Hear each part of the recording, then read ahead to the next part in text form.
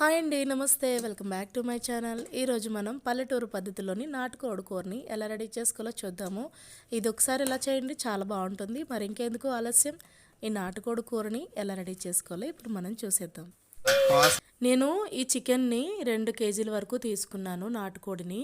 దానికోసం పెద్ద గిన్నె పెట్టానన్నమాట. ఈ గిన్నె వేడైన తర్వాత దీనిలోని నూనె వేసుకోవాలి. నూనె బాగా కాగిన తర్వాత గ్రేవీ కావాలంటే ఎక్కువ ఉల్లిపాయలు వేసుకోండి, తక్కువగా కావాలంటే గ్రేవీ అనేది తక్కువగా ఉల్లిపాయలు వేసుకోవాలి. నేను 2 కేజీల నాటుకోడి కూరకి ఒక 2 పెద్దగా ఉన్న ఉల్లిపాయలు వేసుకున్నాను. అంటే నాకు గ్రేవీ అనేది తక్కువగా కావాలి కాబట్టి ఉల్లిపాయలు తక్కువగా వేసుకున్నాను. ఉల్లిపాయలు లేకుండా కూడా ఈ కర్రీ చేసుకోవచ్చు. మా అమ్మ చేస్తుంది అలాగా, చాలా బాగుంటుంది. చూడండి, ఉల్లిపాయలు ఇలా ఉన్నప్పుడు మనం ఈ నాటుకోడి కూరని వేసుకోవాలి.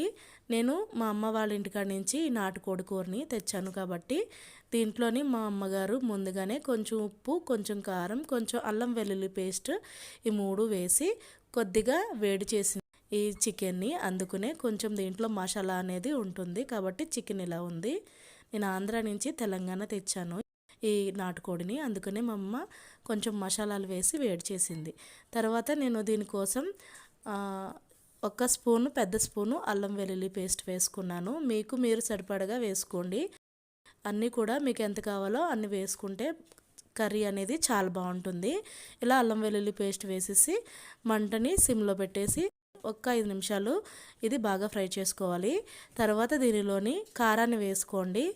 ఇది నాటుకోడి కాబట్టి కారం అనేది ఎక్కువ వేసుకోవాలి. అలాగే రుచికి సరిపడగా ఉప్పు, ఒక స్పూన్ వరకు పసుపును వేసుకోండి. ఈ కారం, ఉప్పు, పసుపు బాగా ముక్కలకి బాగా పట్టేలాగా బాగా కలుపుకోవాలి. ఇలా కలుపుకొని మళ్ళీ దీనిపైన మూత పెట్టుకొని సిమ్లోని ఒక 5 నిమిషాలు అలా వదిలేసేయాలి. అలా చేయడం వల్ల కర్రీ అనేది చాలా బాగుంటుంది.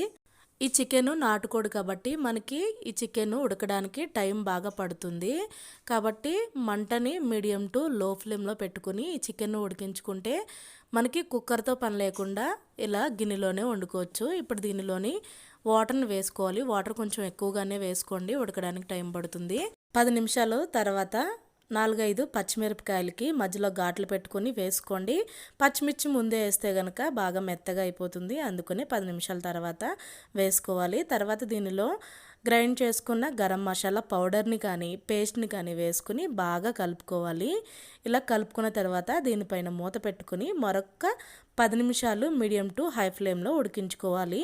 అప్పుడు మనకి గ్రేవీ అనేది దగ్గరగా అవుతుందన్నమాట. మీరు హై ఫ్లేమ్లో పెట్టేస్తే కనుక గట్టిగా ఉంటుంది, పీస్ అనేది అసలు ఉడకదు. 10 నిమిషాల తర్వాత చూడండి, మనకి కర్రీ అనేది రెడీ అయిపోయింది.